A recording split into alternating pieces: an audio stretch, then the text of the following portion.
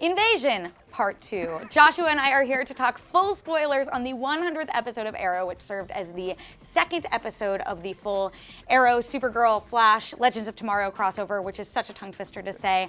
But if my lead didn't quite give it away, I personally think that this episode worked a lot better as a 100th episode of Arrow, more than a crossover episode. What did you think about how it fit into the 3-part arc they've been working out? Yeah, it was weird how they sort of like used the excuse that they were, just the cast of Arrow was captured, well, and Ray, who was a part of Arrow. It took until after the episode for me to connect that. I was like, oh yeah, Ray was introduced on Arrow. Yeah, it conveniently had just them abducted because they didn't have powers, so they could put them in the Matrix to experience this, have the flashback, get back all the other characters from the past. And, here's the thing. It was emotional, but not like overly so. I feel like it almost didn't go far enough because we've seen this story before. It's sort of like a classic story of superheroes and of just anything really, of just give you your desires, but it's not real. And do you want to stay or do you want to go? And of course, I feel like I was never in any doubt that Oliver and everyone else was eventually just going to wake up and be like, oh, this isn't right, let's go.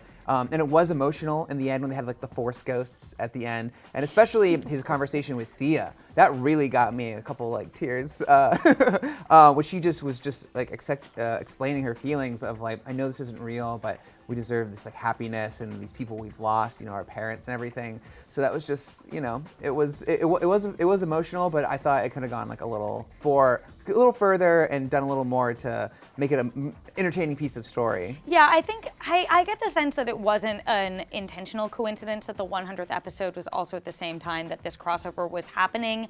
And honestly, of the two, I am glad it went the route of making it be a good 100th episode instead of like a great second installment in the crossover. Mm-hmm. I think it worked well. It served the purpose, but I do agree, like there was never a doubt they established right from the beginning that they're being held captive by the Dominators, and that's why they're reliving all these things.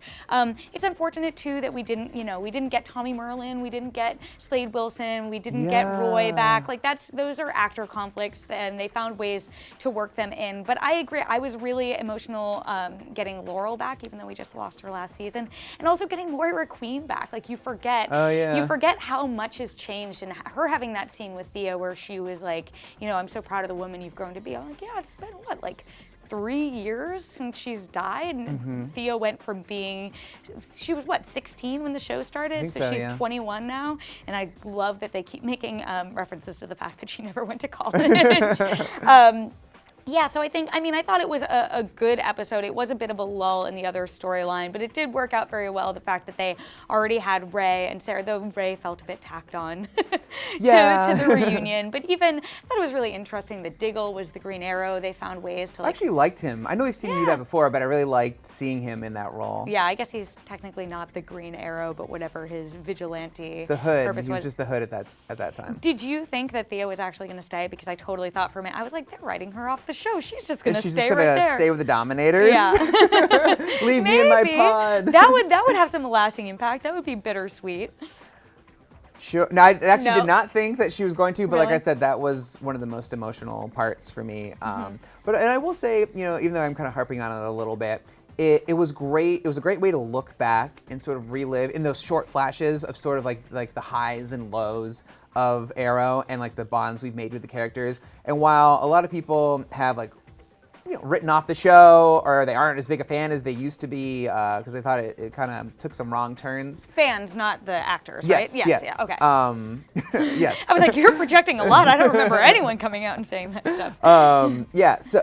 But it was still, I thought this was a cool way to sort of look back at all the things that we looked on fondly throughout the show. Like honor the legacy yes. of it a bit. Because it is an impressive, it did launch the Arrowverse, right? And they did put a lot of characters, and it did a great Deathstroke arc. Although it's kind of funny that he shows up and you think it's going to be like this big thing, and he just gets taken out real quick. Yeah, both times. Just Damien Dark doesn't even use any magic in his yeah, he's later. Pretty much just a hand-to-hand fighter. Yeah. I do want to say something that Laurel, she is very much like a heart of the show and very important, and it was always, great love and everything, and she was a very centerpiece of this episode. And sort of, she was the last sort of bait to keep her in the wedding dress, like we could have this happy life together as husband and wife.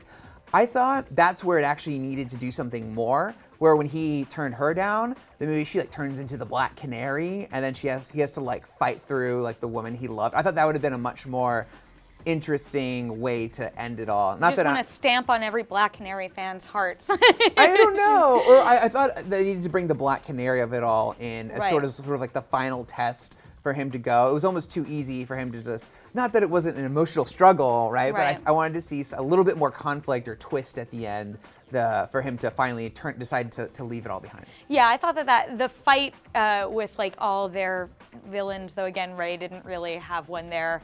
He That was fought some like Deathstroke henchmen, right? Yeah, I thought that was probably the weakest part of the episode. I think having those actors back and getting those interactions and that sort of catharsis was the strongest part of the episode. I guess my biggest hope is that it has an impact, because we tend to like go through these cycles and on Arrow a lot where like things will happen, but then we're back to square one again, and there's no real learning from it. And I hope that there is that growth where Oliver and Thea came together. They chose each other as family instead of the people who they really mourn and had to leave behind. I want them to cling to that, and for Oliver to feel reinvigorated, where he's clearly lost some of his faith and been questioning what he's done in the past. And I want that to stay with the show. I want, that actively choosing to say goodbye to their parents and their loves, like, to stick with it and not just be, I don't know, a gimmick 100th episode, which I don't think it was, but I want to see that. We have the mid-season finale next week, and obviously the rest of the season. Yeah. So those are our thoughts on the Arrow 100th episode / second episode of the Invasion crossover. Let us know what you think in the comments below, and for all things DC TV, keep it here at IGN.